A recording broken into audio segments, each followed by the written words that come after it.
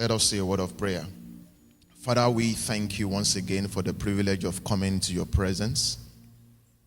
We have come to receive of you at this time. We pray that let your word find expression on the inside of us. Amen. Let it heal. Amen. Let it empower. Amen. Let it establish.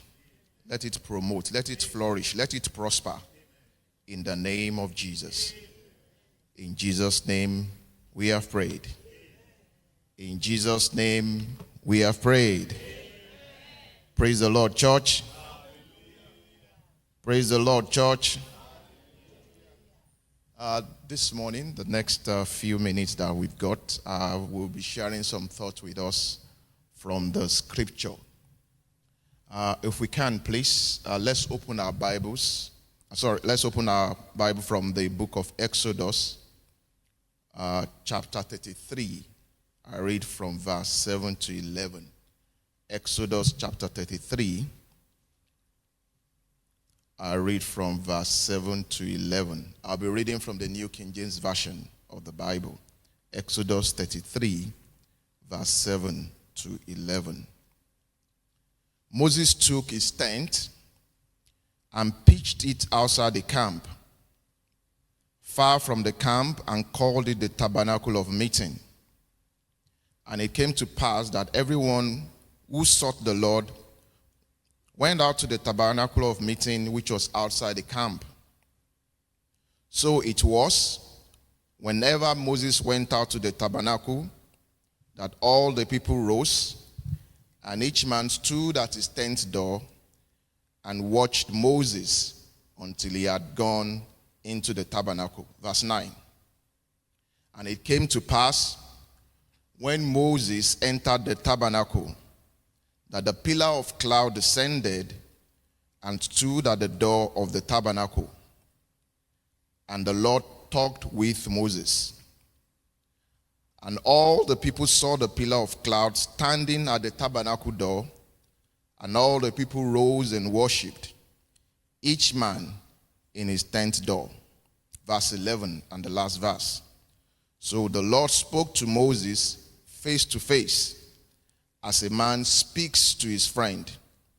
And he will return to the camp, but his servant Joshua, the son of Nun, a young man, did not depart from the tabernacle. I'll read that last verse again. So the Lord spoke to Moses face to face, as a man speaks to his friend. And he will return to the camp, but his servant Joshua, the son of Nun, a young man, did not depart from the tabernacle. Praise the Lord. Just to kind of recap what we have read in this portion of the scripture, I'd like to just paint a picture. So the children of Israel were in transition. They left Egypt, and they were going to a place, a country, where God has promised them, which we know as Canaan, the promised land. Now, during this transition period, they had to set up camp at different times and sojourn for a little time, and they move on. On this particular occasion, each man had a tent. Each family, each individual had their own individual tents. And this aggregation of tents was what was called the camp. Now, it so happened that Moses took his own tent out of the camp and established that as an avenue through which God will make contact with his people. And Moses sort of donated his tent to be the tabernacle, to be the place where God will fellowship, will communicate, will interact with his people. And one thing I found very interesting from this portion of the scripture that we read was that whenever Moses went into the tabernacle, when he went to this special tent which he donated, the presence of God will come down. But every individual, every man will stand by their own tent and they will worship God from afar. This morning, I would like to share with us what I've titled, Leave Your Tent. Praise the Lord. Leave your tent. Can you help me preach to somebody sitting next to you? Tell your neighbor, leave your tent. Leave your tent. I'd like to start by saying that the tabernacle represents a place where we encounter God in his fullness. It is a climax of our walk with God. It is the dwelling of a rich spiritual enrichment and nourishment. The tabernacle is a place of conversation. It is where we interact with the supernatural. And the tabernacle could mean many things for different people, particularly in the context of what we are studying this morning. It could mean a place of promise. It could mean a place of promotion. It could mean a place where you flourish, a place where the good things of life happen to you. However, not many of us can testify to the fact that this is our experience because we have refused to leave the tent for the tabernacle. Praise the Lord. If God is to bring anyone to a place of promise, of spiritual enrichment, of prosperity, of establishment, he often does two things, or possibly three. God changes their names, he changes their association, and he also changes their location. If God is going to do something fundamental, something very drastic in the life of any individual, he does those three things. He changes their name, he changes their association, and he changes their location. There are a few classical examples in the Bible. Genesis chapter 12, the first three verses, we are familiar with that portion of the scripture. The Bible says, "Now the Lord said to Abraham, get out of your country, from your family, and from your father's house, to a land that I will show you, and I will make you a great nation. I will bless you and make your name great." God wanted to establish an everlasting covenant with Abraham. He changed his location. And we also know that the name Abraham was also changed to Abraham. God changed his name. And when Abraham actually ran into deep trouble because of his association with his nephew Lot, God had to change his association. Now, but with more emphasis on changing location, because we are talking about leaving your tent, what could our tent mean in the context of our conversation this morning? It could mean a place of comfort and familiarity. If and when God wants to promote us to the next level of our walk with him, it will often strip us of our present comfort and familiarity. Examples also abound in the Bible: Joseph, Moses, David, Paul. God had to strip them from their place of comfort and familiarity to bring them to places of destiny. What are you familiar with? What is your present comfort that is preventing you from moving to your next level of experience in God and with God? Like I said earlier, it could be your location. It could be your association. It could be your occupation.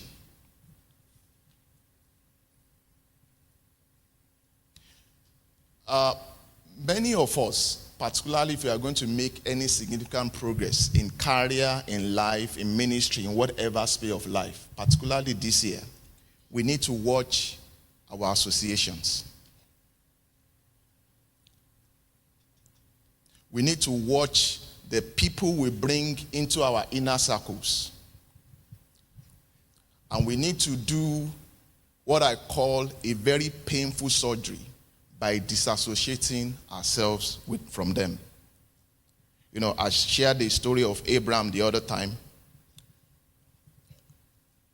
He ran into trouble, when he found himself in Sodom and Gomorrah, and it was almost he almost lost his life and everything he had because he went with Lot. And this dissociation I'm talking about has to be total. It will be painful, but it has to be total.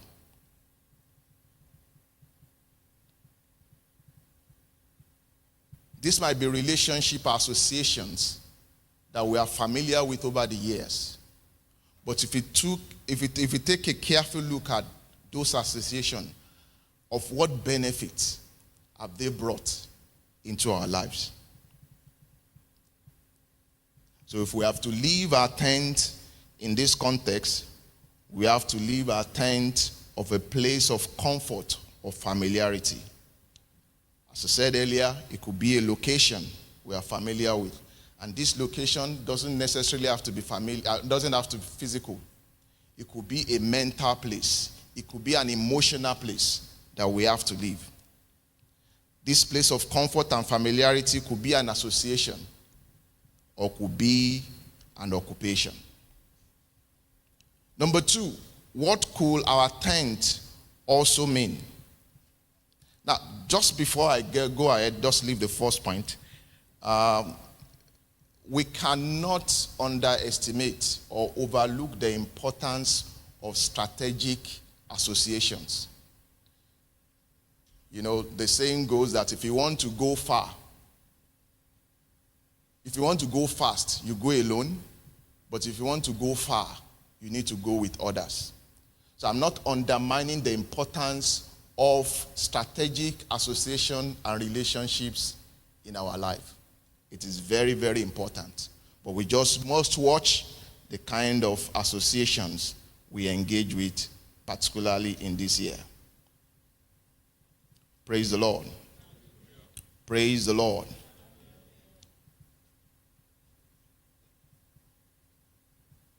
Number 2, our tent could also mean a place of routine and tradition. Our tent, that is that phenomenon, that experience that is holding us back to experience God in the tabernacle, could mean a place of routine and tradition. What are routines? Routines and habits are very useful. They are an essential part of running a successful life. For many of us that hate disorder, that we hate chaos, routines help us to manage that. Routines bring order to chaos. But at the same time, routines are also dangerous. Routines are about repetition, doing the same thing today that we did yesterday. They kill innovation, they kill fresh ideas. When our lives becomes governed by routines, it is easy to just keep doing today what we did yesterday and to stop thinking about how to do things better. It makes it harder for us to step back and question things. I remember this story. I shared this story somewhere yesterday, and thankfully my girls are not in the auditorium. They've already accused me of saying very dry dad jokes. So I'm at liberty to share the story. I shared it somewhere yesterday. And many of us will probably be familiar with that story. So there was this girl who notices that every time the mom prepares, a piece of fish, she cuts off the head and cuts off the tail. And she asks the question, Mom, why do you normally do this? And I'm very sure this story will touch some of us that love eating head of fish or tail of fish. So it will be interesting to you. The mom said, well, that was how your grandma, my mom, also prepared the fish. So let's go ask grandma. So they went to grandma. Why do we cut off the head and the tail of the fish? Grandma said, that is how your great-grandmother, which is my own mom, also prepared the fish. Then they went to great-grandmom and asked her, why do we cut off the head and the tail of the fish? Great-grandma said, the reason why we do that, and you women have seen me done it over the years, is because that was the size of my pan. Now, this habit was carried over, this routine was carried over, this tradition was carried over from generation to generation, and individuals just adopted it. Until this young girl questioned the status quo, questioned the routine, questioned the tradition. The Bible says in Colossians chapter 2 verse 8, Colossians chapter 2 verse 8, that beware lest any man spoil you through philosophy and vain deceit, after the tradition of men, after the rudiments of the world, and not after Christ. So our tent could be a place of routine and tradition that kills innovation, that kills fresh ideas, that kills the ability for us to question things around us. Number 3, our tent could also mean a place of an expired, awesome experience. Before I go ahead, let's do a recap, as many have been following through. What could our tents signify? What could they mean? What was the first one? It could mean a place of comfort and familiarity. Thank you very much. Number 2, it could also mean a place of routine and tradition. Thank you. Number 3, it could also indicate a place of an expired, awesome experience. Look at those qualifiers. Awesome experience, but expired. If the successes and the achievements we can only refer to are those of yesterday, we need to leave our tents. I'll say that again. If the only successes, if the only achievement that we always make a reference to are the ones that belong to yesterday, that belong to yesteryears, then we need to leave our tent. That's an indication that we need to leave our tent. John chapter 4, verses 20 and 21. John chapter 4, verses 20 and 21. We know that story when Jesus met this woman at the well. This woman said, our fathers worshipped on this mountain, and you Jews say that in Jerusalem is the place where one ought to worship. Verse 21, Jesus said to her, woman, believe me, the hour is coming when you will neither on this mountain nor in Jerusalem worship the Father. The time for worshiping the Father on the mountain or in Jerusalem has expired. As a matter of fact, if you read the scripture further, it says those that must worship God, they must worship him what? In spirit and in truth. The order has changed. The experience has changed. We no longer worship God in physical places. We worship him with our bodies. We worship him in spirit and in truth. So our tent could also be a place of initially awesome, a one-time awesome experience, but now it has expired. We remember the story of the Mount of Transfiguration in the Bible when Jesus took his disciples to this wonderful place. The experience was awesome. In fact, one of the disciples said, it seems as if we have found a permanent place of abode. In fact, let us make a tent. Let us make a tabernacle. One for you, one for Moses, and one for Elijah. This was when the experience had even expired. Many of us, we need to stop falling in love with those experiences of yesterday. You know, I used to work with a colleague that will say, one of the best time of his life when he had to go study abroad, and he was always making reference to it. And when you ask him, what is that? This was 20 years ago. So you're still holding on to that. You cannot relive or recreate that experience, and there is something wrong with that. Because of our time, I would like to stop there. at what could signify or indicate our tent. Those experiences, those instances that will limit us from experiencing God in his fullness. The ultimate question to ask this morning is, how do we have the tabernacle experience? Knowing that the tent limits us from experiencing God in the tabernacle. Just like what Moses did. He left the camp with his tent, made his tent the tabernacle. The question to ask this morning, how do I walk away from the tent experience and have the tabernacle experience? My first recommendation this morning is, make your tent the tabernacle.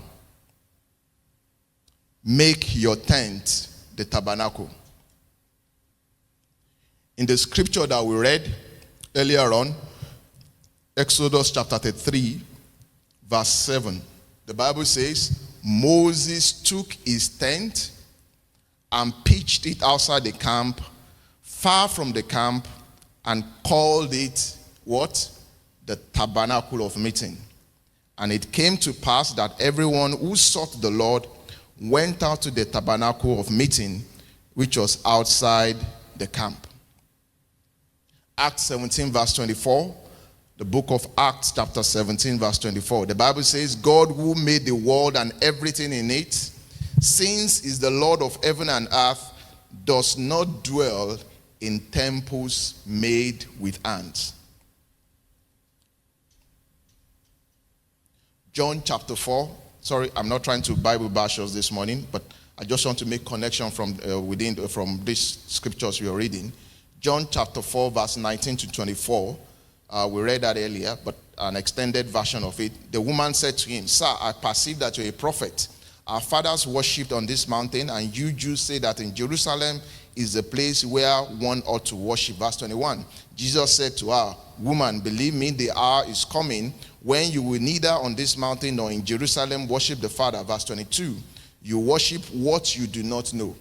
We know what we worship, for salvation is of the Jews. Verse 23. But the hour is coming, and now is, when the true worshippers will worship the Father in spirit and in truth. For the Father is seeking such to worship him. Verse 24. God is spirit, and those who worship him must do so in spirit and in truth. So how do we have the tabernacle experience? Make your tent the tabernacle. I wish I'd have more time to expand a little bit more on this, but let's move ahead. Number 2, how do we have the tabernacle experience? Do not depart from the tabernacle. Do not depart from the tabernacle. Can you hear me preach to your neighbor? Tell the person sitting next to you, do not depart from the tabernacle. Do not depart from the tabernacle.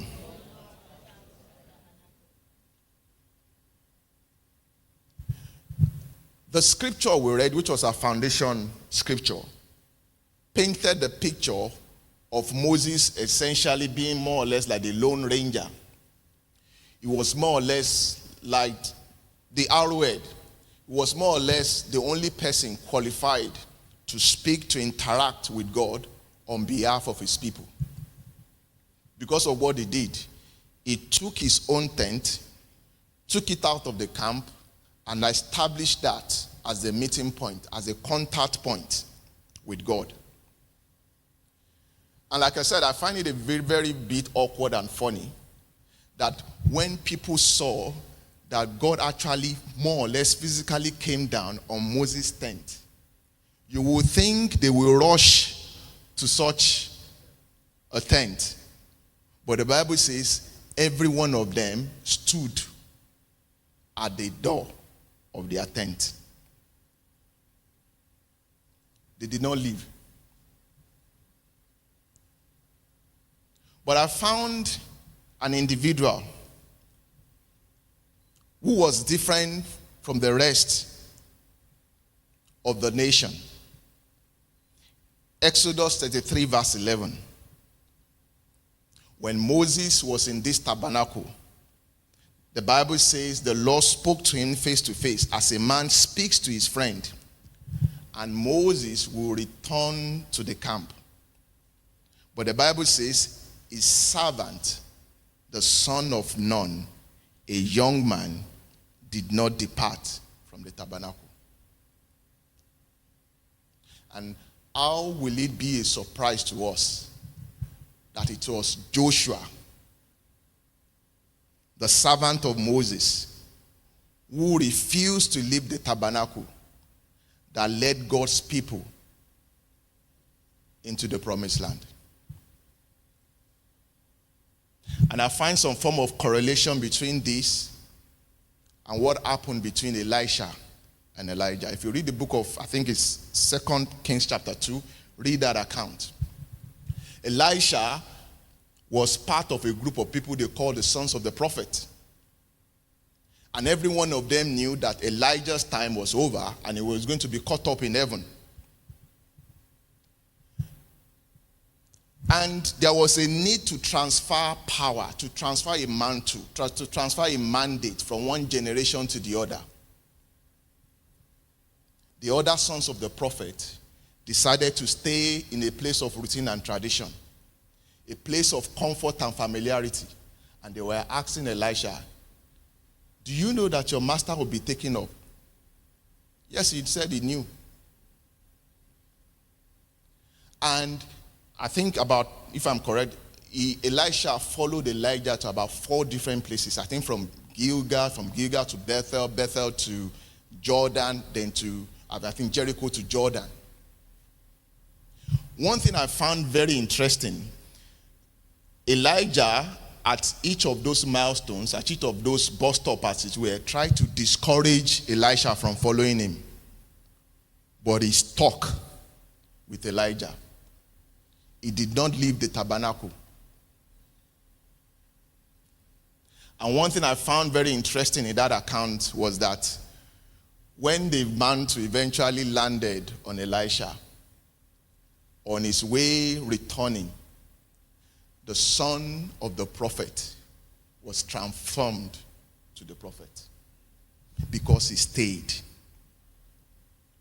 because he persevered, because he decided not to leave the tabernacle. Psalm 65 verse 4 says, blessed are those you choose and bring near to live in your courts. We are filled with the good things of your house, of your holy temple. Let us pray.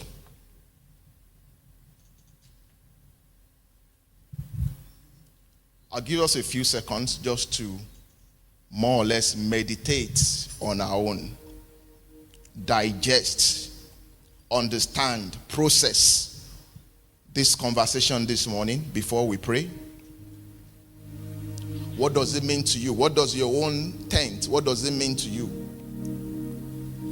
What is that thing that is holding you back from experiencing the fullness of God, achieving destiny and purpose in life, achieving the best of your potentials in business, in family, in career, whatever that might be? Think about it. Begin to enumerate, begin to meditate on those things that are incapacitating you, that are preventing you from taking that next step, higher step into destiny, into fulfilling purpose. What are those things to you? In career, in business, in ministry, in your walk with God, in your work for God? What are those things? What are those limiting beliefs? What are those routine and traditions that are preventing you from being the best version of yourself? And as you begin to think on those things, the first prayer point this morning is, Lord, break me free from everything that is holding me back from experiencing the tabernacle. I want to leave my tent, whatever that might be. Lord, I want you to break me free from everything that is holding me back from experiencing the tabernacle. I don't want to watch it. I don't want to watch Moses from afar. I don't want to worship you from afar. I don't want to stand at the door of my tent. Whatever that tent might be, whatever that experience might be, that is holding me back from experiencing your fullness, from experiencing destiny at its peak, at its best, for unleashing my potentials, whatever those things might be. Lord, break me free from them. Break me free from them. Break me free from them. Break me free from them. I break free from every limitation, every limiting belief, every routine, every tradition, every form of complacency in my life. This morning I break free. I break free. I break free. I break free in the name of Jesus. I choose not to live an ordinary life anymore. For this moment going forward, I am extraordinary. I am extraordinary. I break free in the name of Jesus. I break free in the name of Jesus. Whether it is mental, whether it is emotional, whether it is physical, whether it is psychological, whether it is spiritual, whatever those limitations are this morning, I break free from them in the name of Jesus. In Jesus' name we have prayed. In Jesus' name we have prayed. Lastly, we are going to pray the book of Hebrews chapter 6 verse 12. Hebrews chapter 6 verse 12. I read from the New Living Translation. It says, "Then you will not become spiritually dull and indifferent. Instead, you will follow the example of those who are going to inherit God's promises because of their faith and endurance." I think the King James Version says, "Through those who through faith and patience inherit the promise." Most of the time when we preach, within the Christian circles, there's so much emphasis on faith. There's less emphasis on patience and endurance. And the Bible says, if you fail in the day of adversity, your strength is small. You are going to pray this morning that God increase my endurance, increase my patience, the ability, the tenacity to stay on this journey.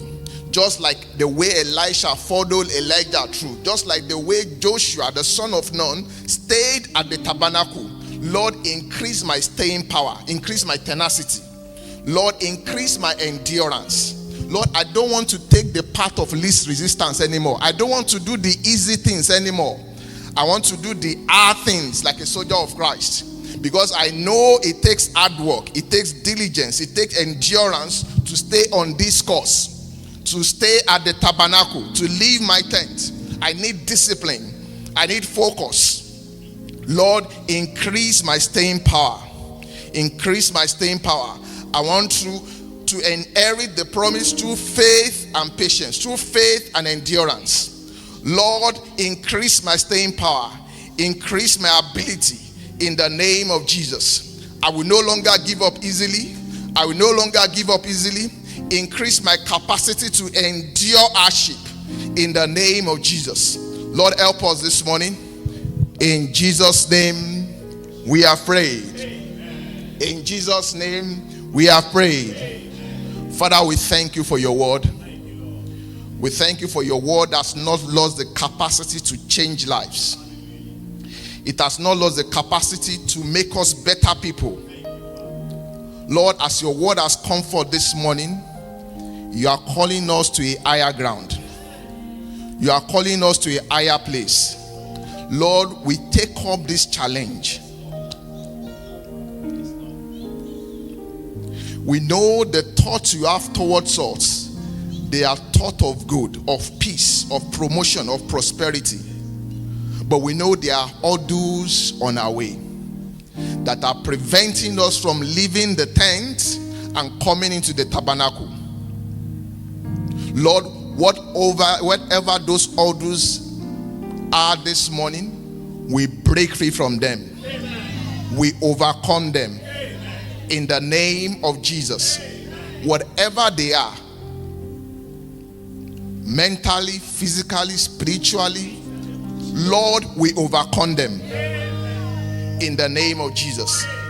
We break free from every limitation, every limiting beliefs.